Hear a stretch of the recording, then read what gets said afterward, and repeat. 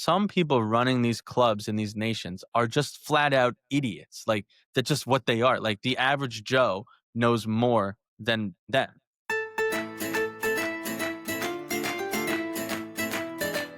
Hello, my fellow paisanos. We are back for another episode of Calcio Culture. I am Motts, back from my ever so long hiatus, here with my co-host today, Vos.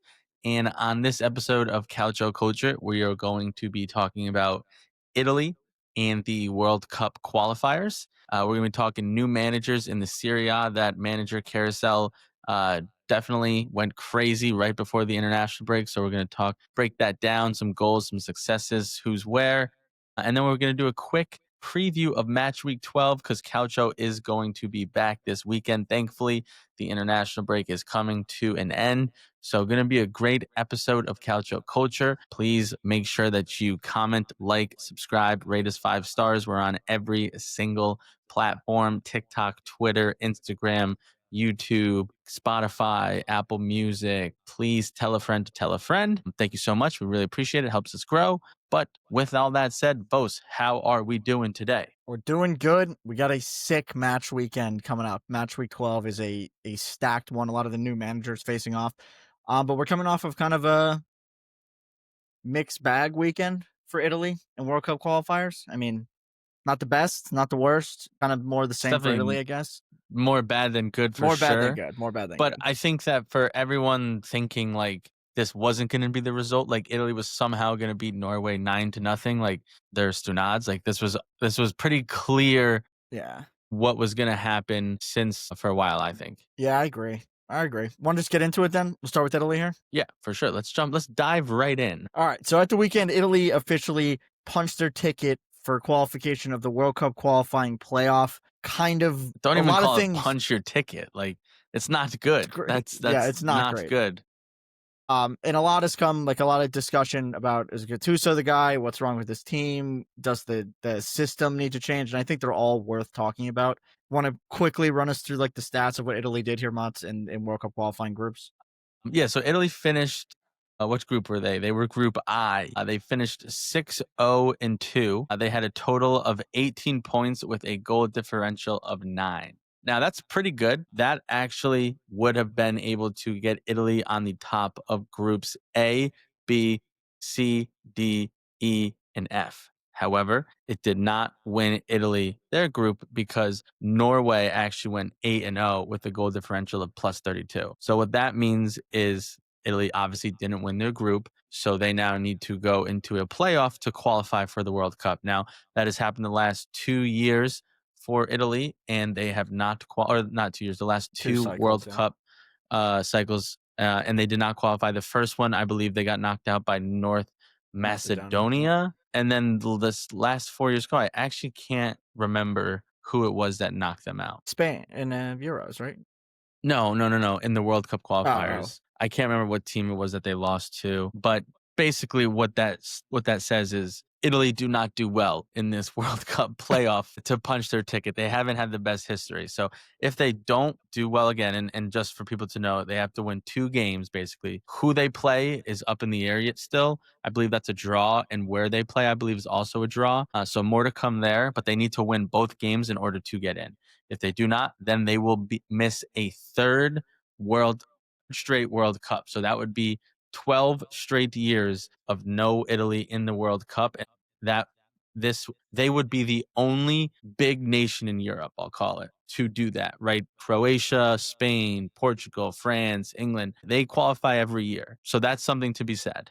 So that's kind of paints the picture of the discussion that we want to get into today. Yeah, and just to be clear, so Italy in the first leg, we don't know what the second round, what the matchup could be, but they're playing one of Sweden, Romania, North Macedonia, and Northern Ireland.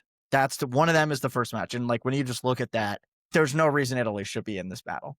They cannot be a playing game regardless of whether or not it should be won or not, because I don't feel good about them winning 2 games in a row, realistically. Yeah, listen, I mean, those 4 nations that you rattled off, Italy's a bigger nation, better players, but as I just mentioned, they've lost North Macedonia. They haven't qualified. So once you're in these playoffs, win or die, like these lower level, smaller nation teams. That's what they're built for. They're built to be compact, defend, counter, and kind of win these games. And Italy's kind of built the same way, but they don't do it as effectively or as efficiently. So it's not going to be a cakewalk. It's a lot of pressure's on, and Italy needs to be in the World Cup. It would be probably one of, if not the biggest embarrassment from a national team ever for a club this or a nation the size of Italy to go three straight World Cups, missing three straight World Cups. We're talking about a nation that has, I believe, 4 World Cups. They won the Euros in In this time between, frame yeah. of not being able to win the World Cup, and people Not forget. being able to go to the World Cup.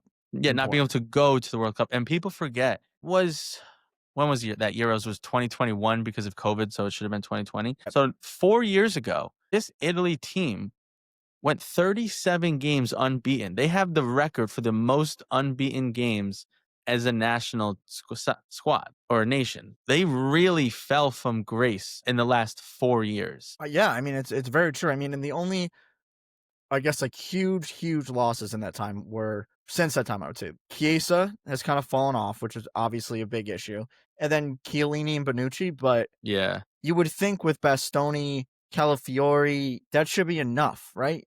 Yeah, but I It's mean, I not. It's guess not enough to justify completely falling off and not being good anymore. yeah, but I'd say Verratti as well. He was in that squad in the midfield. Jorginho was Jorginho very had good. that Yeah, Ballon true. d'Or run that year as well. Insigne, huge player off the left that is now Berardi gone was as good, but well.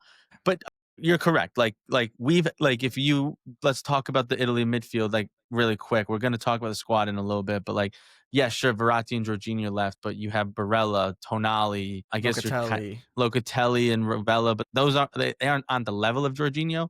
But Tonali and Barella are at the Yes. level of Verratti, and Barella was in the club when they won the Euros, right? And then to your point, Bastoni is like the Bonucci with the on the ball. They don't really have that bruiser next to him like a Chiellini, but they have Calafiori who's just as good as Bastoni. So I agree. The fall off hasn't been insane where it's like, what is happening? So we're gonna get into the squad a little bit, but I do agree that the player talent has not justified the fall off of what has happened to Italy over the last 4 years. Yeah, definitely. And like in talking about this, I guess our big question that we want to start like talk about as the main point here is why is it that Italy is the only big nation that continues to struggle with this? Everybody else is getting it done. It's only Italy. Yeah, I mean, I think there's a bunch that goes into that, right? I think the first one in this specific scenario or World Cup qualifying year is just luck, okay? Italy got unlucky. They in my opinion, had the hardest group. And in years past, the hardest group of the European nations, the runner up did qualify. That no longer happens with the way that the new qualifications happen. But so that's one part, right? A little bit of unlucky having a tough group. But at the end of the day, if you look at their group, they are the largest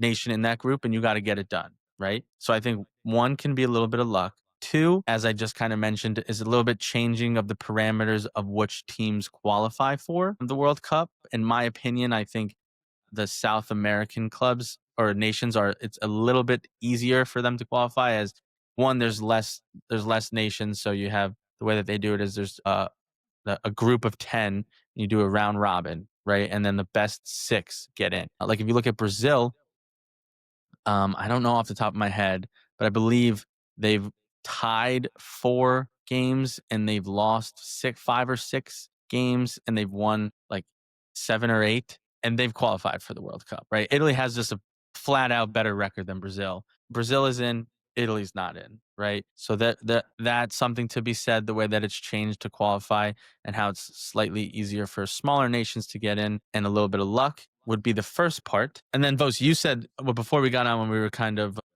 we were typing up our sheet or outline, you kind of mentioned the second reason why we think Italy has been struggling and doesn't qualify. Yeah, I think it's a little bit kind of what we've seen across Italian soccer as a whole. This kind of change of mentality from old school Italian football, defense first, and now kind of like this new school thinking. And I think Spalletti was really what showed that they were trying to do this and go towards that more offensive piece of this. And very simply, they just haven't been as good as everybody else. Like when you look at Norway's goal differential of 32, versus Italy's 9, like, not great. Like, you need to either concede no goals and win 1-0, or you need to blow the doors off of everybody. And I think they're kind of caught in between of figuring out what they want to do. The Spalletti hire really showed me, let's be more progressive, more modern, go win games.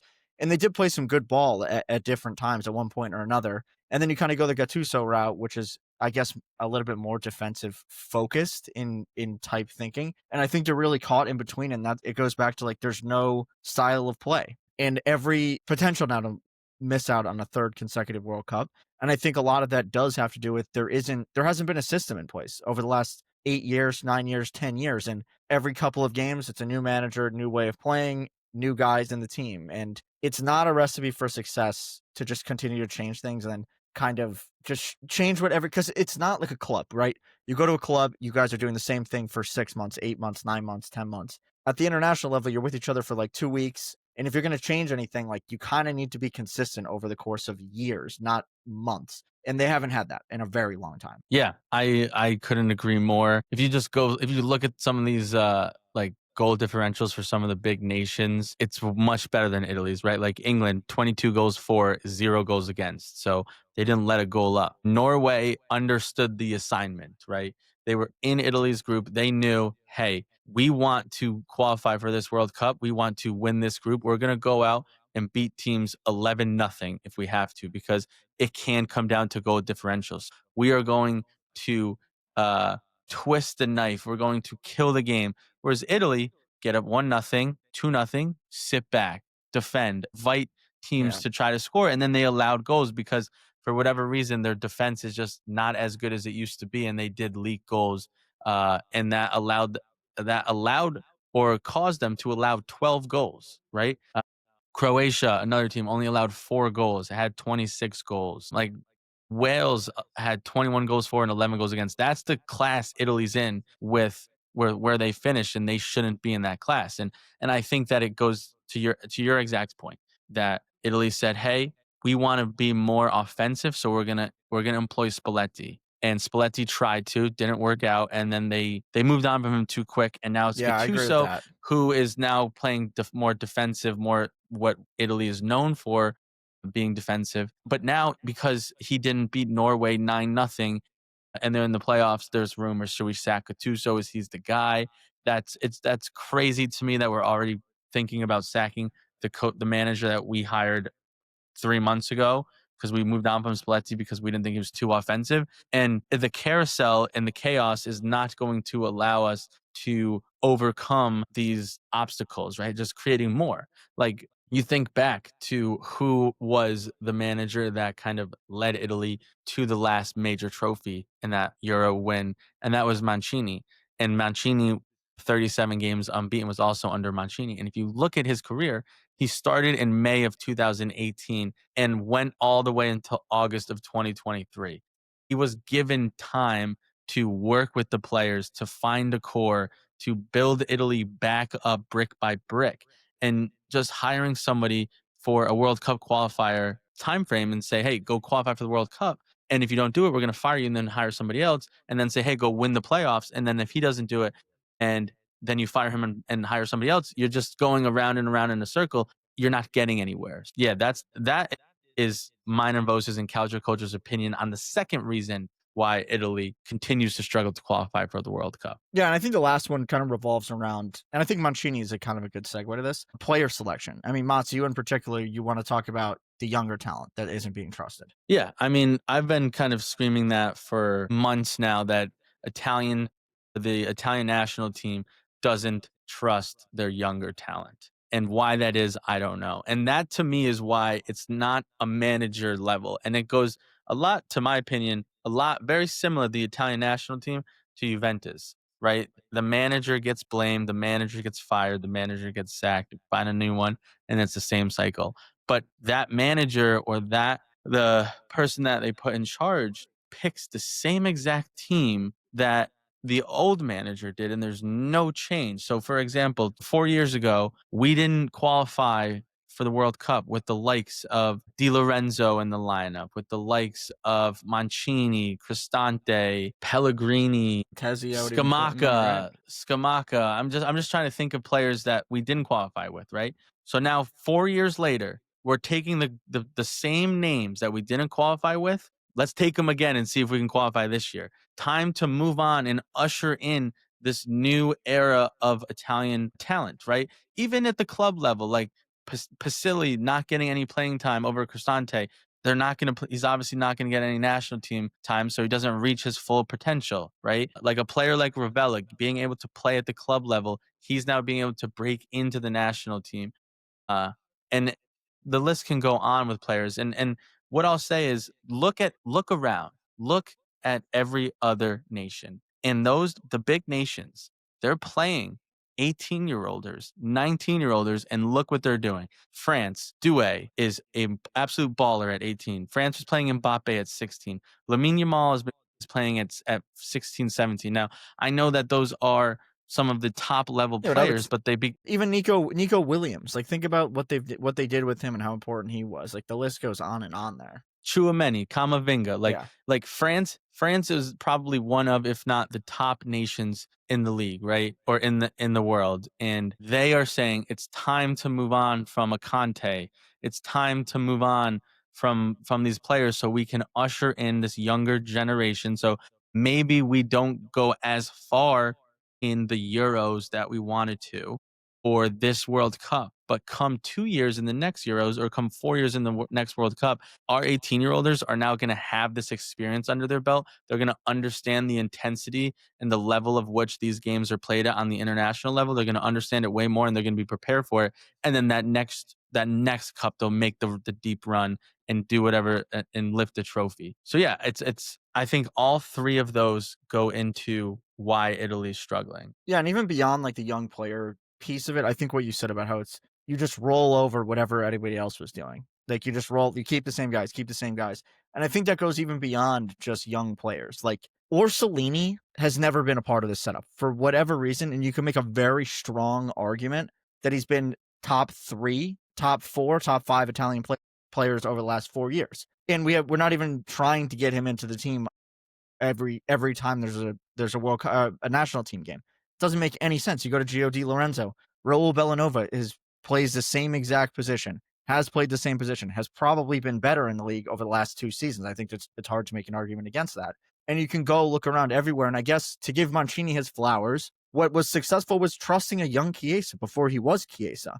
And that ultimately led to you making a huge run in the league. Going with a creative guy like Domenico Berardi was a massive part of that team.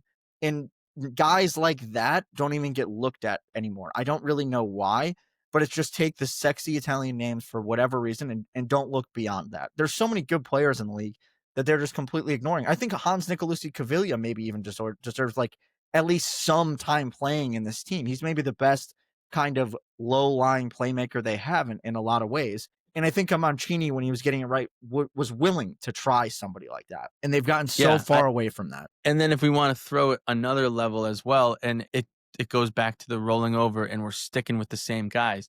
You look like a guy like Fertesi, not even playing at Inter. Doesn't make even any sense. Doesn't get in to the Inter lineup and is playing on the national team. So it really is questions at the top level of the who's making the roster, talent evaluation, and not willing to take risks on this young talent, and who's calling those shots. Because and I could be wrong, right? But there's no way that multiple people, that in terms of different managers, Mancini, Spalletti, Gattuso, then fresh eyes, fresh blood, fresh mind come in, same guys. There has to be another person in that room or people in that room saying, these are who we're picking. There just has to be. And then to then kind of go another level, it's like, why? Like if that was me, like I'm a normal human, like, and that's something that I heard Dave Portnoy say on his podcast or his TV show that they have. It's like, and this is about football. It's like they just have some people running these clubs in these nations are just flat out idiots. Like that's just what they are. Like the average Joe knows more than them. And it's like, how did these people get put in these places? And it's just like, how does anybody not see we haven't qualified for 2 straight World Cups, about to be a third. And if you go back and look at the names at every single game that has been played or the roster, it is the same exact names, and you've changed the coach. So it's not the coach, it's the players, and then it's above the management level. It's talent evaluation. It's like the whoever runs the nation for Italy's soccer team, like it's them. And that's why I kind of said it goes hand in hand with Juventus, because in my opinion, it's not a manager problem because we've had 6 of them or 4 of them and it's the same thing. So yeah, that's kind of our Italy rant. Yeah, to wrap on that, I actually wrote a thing to put on our Substack. I didn't actually post it. I'll actually put it up now because now it's relevant. Just like you said, like if an average Joe just like went and made an Italy roster, it would not look like this. Like if you know anything about Italian soccer and you just said, okay, who are the 11 best Italian players and how do I get them on the field? It doesn't look like this. And you basically could go back and back test this over several years where they haven't made the World Cup, and it would still be that case. So I'll put it up there and I'll tweet about it once I do. And and then it even goes, and I keep repeating myself, so I'll make this quick, but it's like, okay, best 11, and then it's also, all right, how can we build our future? Yeah. Let's sprinkle in some of these young guys to build our future while having our best players. So like we don't the likes of, if you're 31 or 32 and you're making this team anymore, you shouldn't be making this team anymore unless you are a player of the Chiellini stature, of the Andrea Pirlo stature. Go ahead. You won't hear any objections from me. But if you're Di Lorenzo making this squad at that age, it's time to move on. I agree. And we're going to move on now. Let's move on. We're talking managers. All new managers we're talking about. Me and Lokes briefly touched on everybody over the last like 2 weeks when we did our State of the Union, but me and Motts wanted to go a little bit deeper here with the match week kicking off again. So we're just going to go through the new hirings, kind of talk about the new objectives, what can we expect from the teams, and like will they actually ultimately reach what they're trying to do. And I think we can start with Juve, Motts, because me and Lokes didn't really talk too much about Spalletti because we wanted to do that with you. And with that, I'll kind of give you the floor because I think things have been positive with Spalletti so far. I would say, obviously, doing a little bit of creativity with the Coop Miners at left center back kind of thing. I'm curious to get what your thoughts are now, a couple games in, and what we're expecting from this team now. Yeah. I thought that right off the bat with Spalletti, it seemed like somehow, some way, the players understood where to be and how to play in his system extremely quickly, right? He comes in, delivers a win against Cremonese, and the way in which that win happened, it was a very progressive style of play, looking to attack and create chances. And it looked good, and I was impressed because normally that's what you're going to get in a Spalletti system, but it typically takes time. And so I was impressed. Then came the growing pains in the next 2 games against Sporting and against Torino. Just more of the same in terms of just draws, right? Like you would hope Spalletti could have lit a fire under one of these guys to go out and win the game, grab the game by the balls and win it. And they didn't. We had 2 straight draws, and it's just more of the same. I'm not mad at Spalletti, though. That's what kind of you can expect from a new manager trying to change the culture that is Juventus. So more to see in terms of what we look like on the field. But right off the bat, you're right. Him dropping back Coop Miners, you're already seeing the benefits there because we now finally have a ball progressing center back who wants to be on the ball and who can make progressive passes. The goal against, I believe it was Sporting, came from about a 20-yard pass from Coop Miners on the one-time left foot to Yildiz, who dropped it off to Thuram, who drove it home, and Dusan scored. And that goal doesn't happen without Coop Miners. So more to see there. I'm going to be honest. It's an uphill battle for Spalletti. It's going to be an uphill battle. Like we just, the talent, like Juventus is getting Bremer back, which is good. But the talent up front, just in my opinion, the creativity is just not there. We're seeing Openda. He cannot play in this league. Vlahovic is doing well, but he has his limitations. It's all Yildiz that creates. Conceição is terrible decision making. So it's his objective is top 4. Do I think he's going to get there? Sadly, I really don't think so. I hope so, but it's going to be an uphill battle, in my opinion. That's very doom and gloom. I thought you'd be a little bit positive. I mean, they're 3 points off the Champions League spot right now. I think that's doable. I mean, I like Spalletti. I think, like I said, like Do you think they're going to give him time? Do you think they're going to give him time? It's so tough. His contract is 8 months. So, and it's you get extended if you make the Champions League. He has said the only reason why I accepted this contract is because I think that they have the players to finish top 4 and that this is possible. But if he doesn't and we sack him, it's just going to go. We're just doing the Yeah, same it's cycle as gonna be Italy. terrible I again. Yeah. want Spalletti, I think, can turn the ship around, whether it's this year or 2 years from now or 3 years from now. He is the guy I think that can turn it around. He has won in this league with Napoli. He had a good stint with Roma, and he understands the league, and he demands the respect of the players, and they have to listen to him. And just really quick to go back, I know I kind of just went on a little rant there, but one other thing that they've been doing very well under Spalletti already is the defensive press. With Tudor, it wasn't a press; it was just guys high up the pitch. Now we're pressing and we're getting the ball back, which so I'm seeing it. I'm seeing it. The wheels are they're turning, but they're turning slowly. But that makes sense. All right. I mean, if they're gonna get into the Champions League spot, what would you say? Who would Spalletti need to use to help yield these up top? Then, like, who would be your top pick of guys? Like, I think Spalletti can get the most out of like these two guys, let's say, to pair with I think Yildiz. I think it has to be Zagrova. I think Zagrova needs to start, in my opinion, from the get go. I know there's some rumors about his conditioning and his legs. He came off a big injury, and they want to ease him back in slowly. But if you look at Zagrova's injury history over the last 4 years, he had one major injury last year where he missed like literally 300 days out of the year. But other than that, he's missed a total of 5 games in his career, like maybe 7 games. He doesn't really get injured. So I understand they're easing him in, but he's better in terms of decision making than Conceição. He needs to play. He can create. He can score.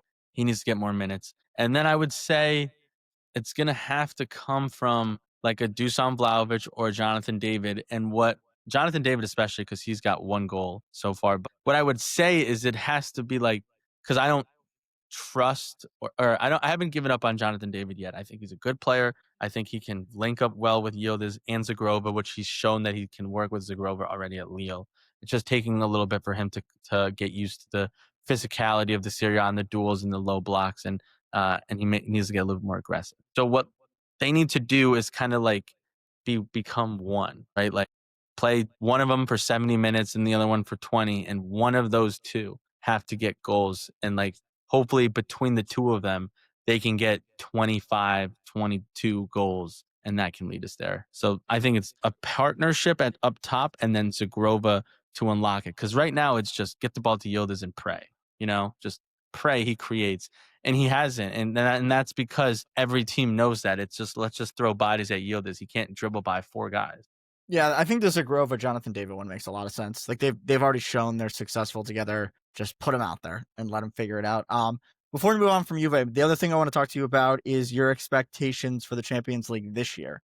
Because right now, I think they're 2 places out of getting to the knockout, whatever they're calling it now, the knockout playoff kind of thing. And the next couple games, they've got Bodo Glimt, Pafos, Benfica, and Monaco. So I mean, I think all the games are there to be go and get. I mean, Benfica, Monaco is a little bit harder. I definitely would agree. But realistically, if you're Juve, you're kind of looking at like we should get there. I mean, we should get 3 wins here, at least 2 wins. I wish I can confidently say we should get 3. I don't think Benfica have came in Juventus in the last 2 Champions League and have just blown our doors off like 4-0, 3-0 both times. So that is not a gimme. Monaco is a very strong team. Beat Barcelona. I believe that one is in Monaco as well, so it's not going to be an easy win. They're already ahead of us in the standings. So then the other 2 teams that I can't pronounce would be the must wins. The problem is that we don't know how to win. Juventus don't know how to win. And so if Juventus drop a point or they tie that one of those 2 games, they're Done. screwed. Yeah. So you have to execute in the games that you need to. But so far this season and last season and 2 seasons ago, Juventus and these players haven't shown that they can do that. So I personally, unfortunately, don't have faith that they're actually going to get this done. I'm going to hope and pray that they do, but I wouldn't be shocked if they don't. But I think that whether Spalletti makes the knockout stage or not, that's not time to panic, right? Like, so the Champions League is great to get as far as we can for the money that we would get.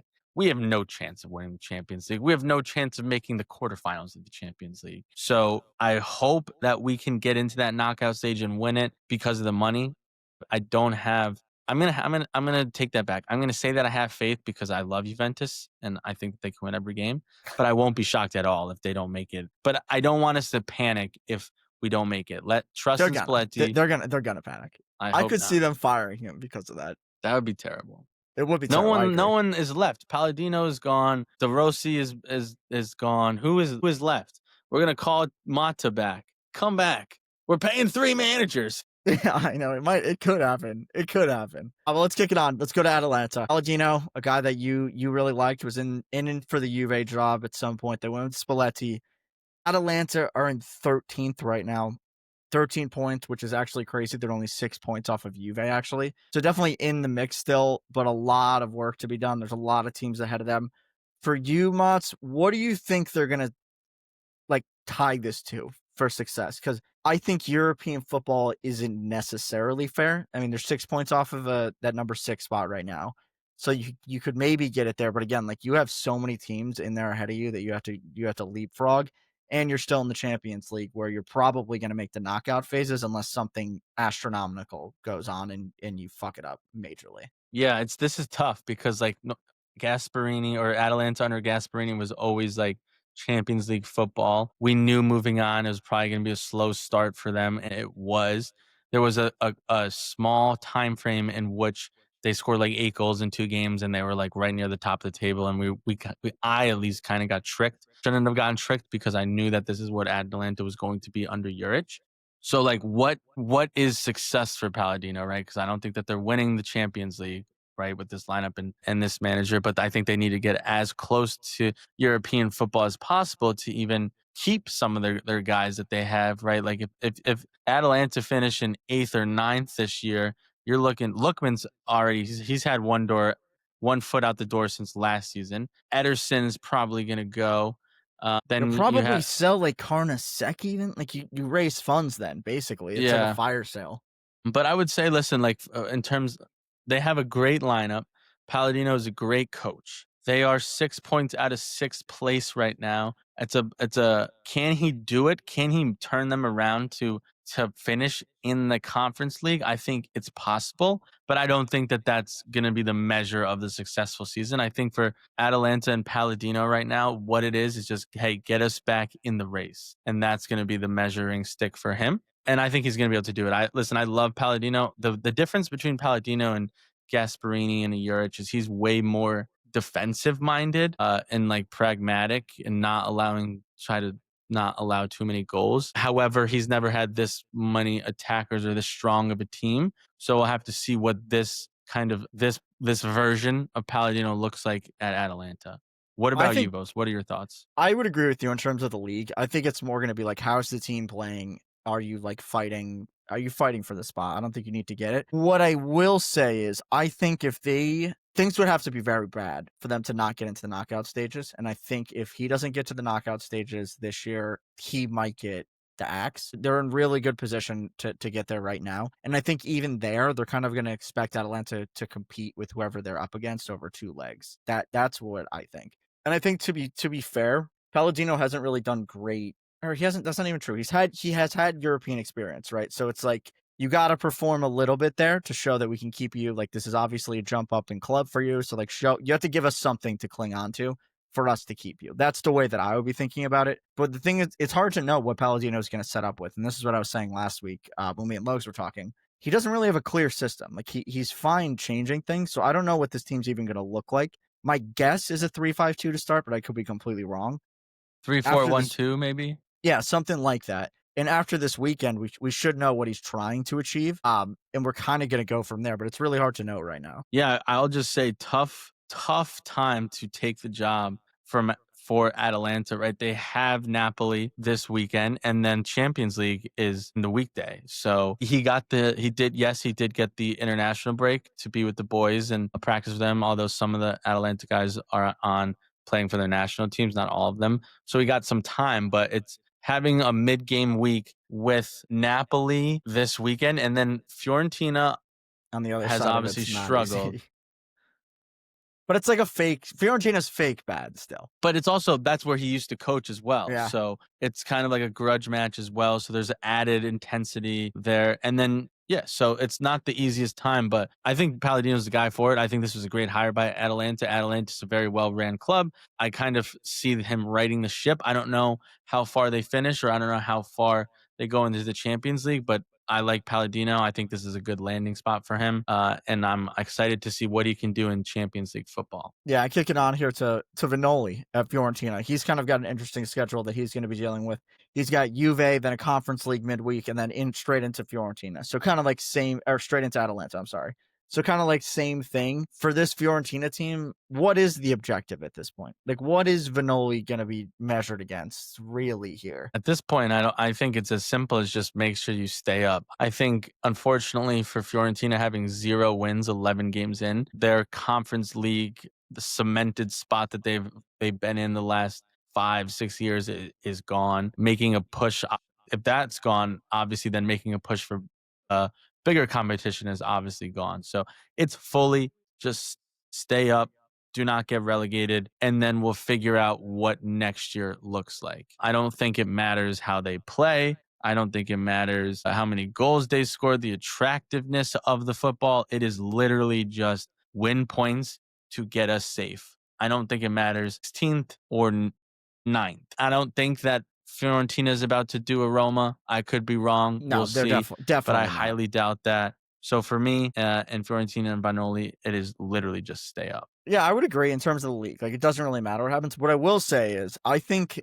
the Conference League, they're going to still have expectations. I mean, nothing really matters in terms of like, yes, in the league, you've lost everything that you set out to achieve at the beginning of the year. But in those knockout competitions, like, you're in it. Like, you That's can true. go That's a good for shout, it, and Bose. I you're a didn't even good think of that. team.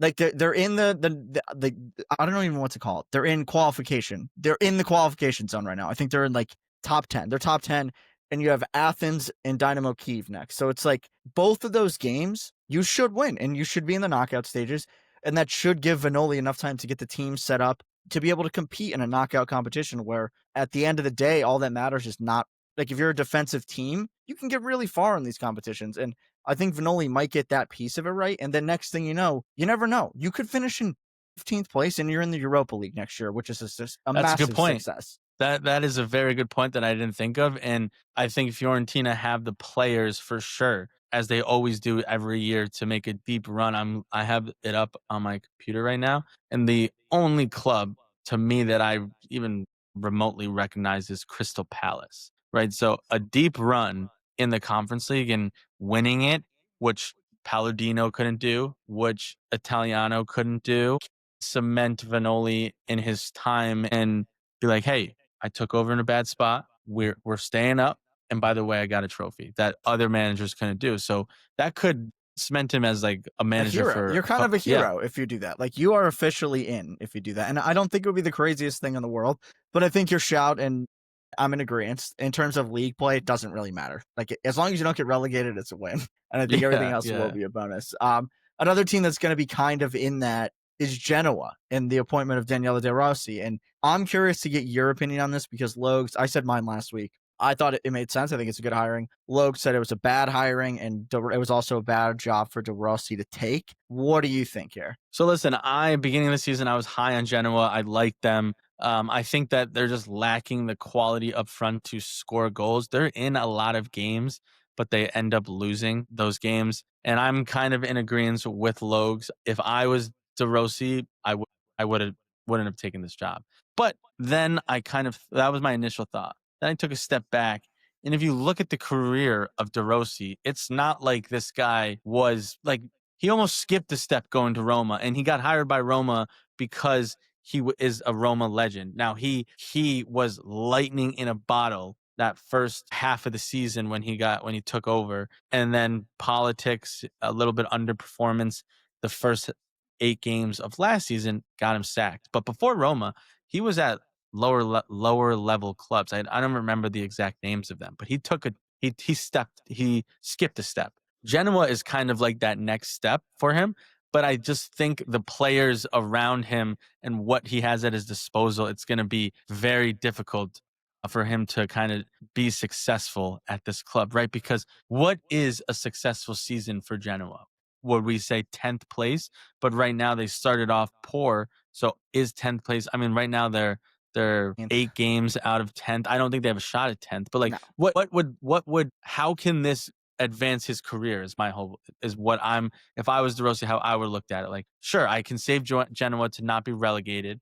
And then the next year, they're going to do the same thing where they don't invest. Gilardino didn't have enough people. Like they sold Retegui, and that kind of is the reason why he got fired. Patrick Vieira, I think all three of us thinks a great manager. They didn't invest, and now he got fired. But we think he did well with Genoa, right? I think De Rossi is a good manager. I think it's going to be he's going to be in the same boat. They don't invest. They don't have the players, and so he's kind of he's starting with one hand handcuffed behind his back because no matter what he does, if he saves them from relegation, the next year it's going to be. That's a good point. Opinion. I did not think about that. That's a really good point. So yeah, that's where I'm at. But do I think he can save them? Yes, I think this is a very good or a solid Genoa team. Like I had them finishing, I think 13th. They're clearly underperforming. Can he get more out of them? I think yes. But where does he go from here? What happens next year? I think it's a lot of question marks. That's fair. I mean, goal for them, just don't get relegated, right? Nothing else matters at this point. Yeah. All right, cool. That kind of brings us through all the new managers. Before we move on to talk about something else, Motts, of all the guys we just talked about, I'm kind of throwing you a curveball here. We didn't have this written down. Who do you think is the most successful this year? And I guess that is like in terms of like what they can do, right? Like it's not necessarily the same barometer. And then who do you think long term is most successful on these teams? Long term, I think it's going to be Palladino because I think Atalanta is a very well ran club. I think he has shown how he can get a lot out of players, right? He had Monza in 10th. He left. They got relegated. He had Fiorentina in 6th. He left. They're in fucking last place. So he has shown he can punch above his weight. Atalanta has shown we can recruit or they can recruit above their how much they can spend. So I think long term, I see Palladino having success. What is success? Because I think it's going to be his success. I think is going to be pretty on par to what Gasparini's success was. He's going to have to. That's all. Yeah. That's what you have to do. Yeah. Yeah. He will allow Atalanta to not see much of a dip from the Gasparini success. I don't think he's going to do much more than Gasparini did, but I don't think it's not hard. It's not easy to do that. Success this season, that's such a tough question. I have my clear answer on this one, so I'll do mine. I have Vanoli at Fiorentina. Okay. The reason I have that is like it literally like no matter what, if you do anything good, if you get draws, like that's like you're already doing better than the last. So like he only has to do so much for everyone to be like, oh, this is our savior. That's a good point. Just like by how bad it is, he will automatically be better. Like it can't be worse than this. That's fair. And that's a really good point. And if he does go on that magical run that we were talking about, then yes, he's going to be looked at as the savior. If he can somehow salvage them and get them to 12th, 10th place, you never know. The Fiorentina fans are going to be grateful for what he was able to do. But because he went Vanoli, I'm going to go Spalletti. And the reason why is because he's a good manager. He knows how to win. Juventus is only 3 points out of third place right now. They're 5 points out of first. Do I think they have a chance at first? No. But Spalletti being able to do well this season can build some momentum, and he's got the players to do it. He knows how to win. So I think he can turn the ship around because it's not that far away and finish in a third place, maybe even a second if they get there. So I'm going to go with Spalletti just to kind of go up against you. But yeah, no one picked De Rossi. My long-term one's going to be Spalletti. Okay. I think that's the one. Let's not forget, him leaving Napoli was not his real decision at the end of the day. There was a lot of going on behind the scenes, and if he had stayed there, what could have happened? I mean, 2 in a row, 3 in a row, 4 in a row? Like, you never know. Like, Osimhen probably never leaves. Kvaratskhelia probably never leaves. I don't know. I mean, Osimhen left because of Napoli's Twitter. Yes. Yeah, but maybe Spalletti's there. He gets over with that. But I mean, I think to your point on if he does well this year, this is going to spiral into doing well for several years, I think. Because a club at Juve's level, he's going to do really well with whatever players he's allowed to get. And he has a very clear offensive modern system that he's going to get across, and I think they're going to be really good. It's kind of contingent on him staying this all year. summer. Yeah. Yeah, no, I mean, he that's might what I not was be gonna here at the say. end of the Yeah, year. that's what I was gonna say. I like that answer a lot. The only thing is it's so dependent on if he finishes in fourth, because his contract is literally 8 months. If Yeah. you get Champions League, you're here. If you're not, if you don't get it, we're going to evaluate, and we might keep you on. We might find somebody else. Yeah. How crazy would it Insane. be if he doesn't hit fourth, and then Juventus? I don't know if the 3 years are in like an option or he's going to get some back pay, but how insane would it be if Juventus next season, at the start of next season, Spalletti's not the coach and they're paying Mata, Tudor, and Spalletti and the new coach? I think if you get to that point, you're bringing back Tudor or Mata. Seriously, like, I don't know what else you would do. There's nobody out there to hire. Well, yeah, I mean, that next season we'll see if there's someone out there. But like, Juventus complain they have no money. They'd be paying 4 guys. Not good. All right, last manager we want to talk about, and we're a little bit behind on the news with this one, but Napoli, things weren't really going good over the last month, I'd say. Not even bad. It's not even bad. They're in 4th place. They're 2 points off first place. There's rumors that Antonio Conte might be just quitting, which he has done in the past. Apparently, there was a meeting between him and De Laurentiis and the Napoli board. I don't know necessarily what came out of that meeting, but it was basically that Conte is not going to leave. Is kind of what came out of it. What do you think might happen with him? I think with Conte, it's up in the air at all times, right? When he was first hired, we were talking he might leave before Christmas. And this is what Conte does, right? He can work miracles in his first year to 2 years, but he's not a 4-year coach. He's a maximum 3-year type of coach. And it's because of his high intensity personality. He doesn't get along with everybody. And this is what he does. So if things are starting to go sour, when he said, hey, if you want to keep me and you spend 120 million, but now he has the expectations of the 120 millions and the 2 competitions and being the defending champions, he has to deliver. If he doesn't deliver, he can't really blame De Laurentiis, because De Laurentiis gave him everything he wanted. And so Conte can be fiery and it will explode. It's not really a question of if, it's a question of when. So am I shocked? No. Do I think he will? I think it's a very, very good possibility. He's not the coach about the end of the year. And this is just, he's an old Italian man who is not going to change who he is, right? That's true.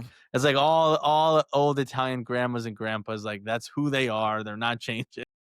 It's true. I mean, what's insane about it is, like, you're 2 points off of first, bro. Like, relax. That like, paired with, you got everything you asked for. Yeah. What did you not get? It's insane. I don't understand how this is even like a discussion. I don't think there's anybody saying that he should get fired at all. It's more like him creating like this monster that he might just quit. It doesn't make any sense. They're in great position to go after the league again. You're not doing good in the Champions League, so you just throw that out again. Whatever, it doesn't really matter. And like, you can just go after it. You're right there for the taking. I think the other thing that really irks me about this is last year you're the man for getting it done, and now it's like you have everything you wanted. Things are still going pretty good, but not perfect. And you're like, oh, like, it's not perfect. It's time for me to hang it up, kind of thing. I don't like it. This didn't really happen as much last year, right? There wasn't a They ton were of winning cures all. They have 3 losses in the league. They have 10 goals allowed. They had like fucking 32 goals allowed last year. So they're already on pace to allow more goals than they did last year. They're losing more than they did last year. The Champions League, I do think, even though we know Conte cannot manage both, I do think that there were high expectations because of the money spent and not winning those games. So winning cures all, right? He was winning last year. Now he's more competitions, losing more. And so now you're hearing the Antonio Conte that we all know. So yeah. I wouldn't be surprised either if he's gone. I wouldn't be Me surprised. neither.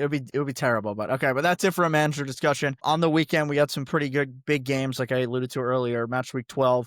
First one, we got Juve at Fiorentina, Motts, and a couple of things we want to ask during these games because they're pretty big. Who is this a bigger game for, Spalletti or Vanoli? I mean, it's got to be Spalletti. Like, you cannot lose to Fiorentina. You cannot be Fiorentina's first win of the season. Why I don't think it's bigger game for Vanoli is because they already are winless. Yeah. Losing another game, we're not going to fire Vanoli for losing to Juventus.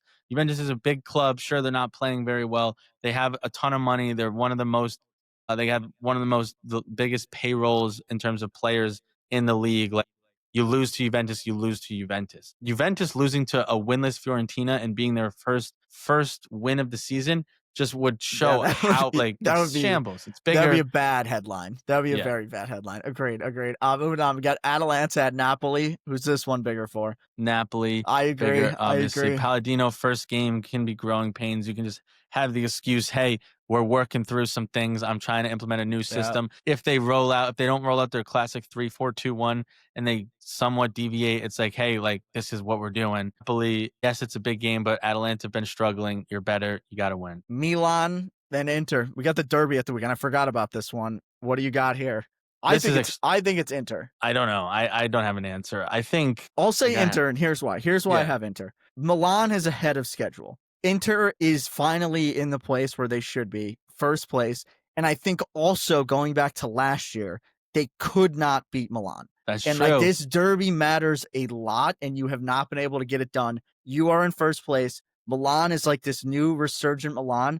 You have a chance to put them in their place and show who you really are. And for Milan, like if they lose, it's like we're ahead of schedule anyway. It's like Allegri's going to come out and be like, "Oh, we didn't get it. Not a big deal." Yeah, you convinced me. It's definitely bigger for Inter. But because you're going Inter, I'm going to say Milan, just so we can kind of have two sides. Milan, one game a week to prove to everyone, hey, True. we beat True. Napoli. We beat number one when they were number one. Now we're beating number one when Inter's number one. We don't care who you are, how big you are. If you're the favorites, we can beat you every single game. And if they win, they're depending on what Roma do, they would be tied. They would be on top of the table. So I That's really think true. it's bigger for Inter, but that would be the reasons for Milan. I mean, if Milan wins this, do they have to by default be the new favorite? Well, Roma, I mean, who do Roma play? Because Roma could easily Roma be got Cremonese. Cremonese, which is a tough one. But Roma, if Roma win, they would be 2 points up. I don't think Milan, in my opinion, can ever be I the agree. favorite, right? Unless they're fucking 12 points ahead, which I don't see that happening. I think Napoli and Inter will always be bigger favorites to win the league over Milan. But one more thing I will say is I really think what you said about Allegri, if they don't get a result, if they lose, he's 100% gonna come out and be like, we lost to Inter. They are the best team in the league. What we are working to qualify for fourth place. We're not working to win the league because he's very good at that. So yeah, You can knock what Allegri like his ball, but like you know what you're gonna get, and it's not bad. Like he understands it. He plays the game. He knows the game. Yeah, and he has a very bird's eye view, zoomed out. We're not winning the league tomorrow. We're not losing the league, whether we win the game or lose the game. Our goal is to qualify for Champions League. We're not trying to win the league. We're trying to go fourth place, and if we're there at the end of the year, like we're going to make a run. He did that very well when Allegri 2.0 at Juventus was managing the media and saying like every year, like it's not the same Juventus. Our goal is not to win the league; it's to qualify for Champions League, and then he pushes favorites onto other teams. He always did that pretty well. Yeah. Go through the rest of the games here. We got Genoa, Cagliari, big game for De Rossi. Bologna at Udinese. Bologna's been flying, actually. That's a good game. Parma at Verona, battle down south end of the table. Roma at Cremonese. Lecce at Lazio. Como at Torino. And Pisa at Sassuolo.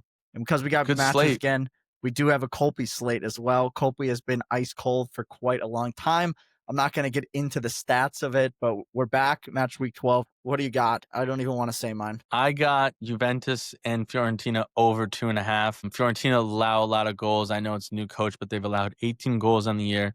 Juventus allow a lot of goals. They allowed a goal in every game with almost a goal in every game with 10. So I think over 2.5. I think Spalletti's offensive. I think Fiorentina's got the players to sneak one in. Over 2.5, but I've been cold as ice, so probably won't hit. Yep, I'm also cold. Logs is also cold. Logs isn't here, but his pick, he's taking Milan money line plus 300. I think this is more of a go Milan till you die kind of Die thing. on your sword. It has kind of worked a little bit this year, although he hasn't been picking Milan in the Colby for some reason, but that's at plus 300 in the Derby. And I'm taking Bologna money line at Udinese. I think Bologna is really good. And I still think they're a little bit undervalued, and people are kind of overlooking them. That comes in at plus 110, bringing the whole Culpi to plus 1,664. Pretty fat. Means it's not going to hit, but hopefully we get a leg. Yeah, we got to get off the schneid here. It's finally over 10 games, so now we got to start getting stuff right because we did much better last year than what we're doing right now. No, after 10 games, we got hot last year. Yeah, but we had a better, we Yeah, were we did. slightly better Yeah, we were record through slightly 10. better. Yeah.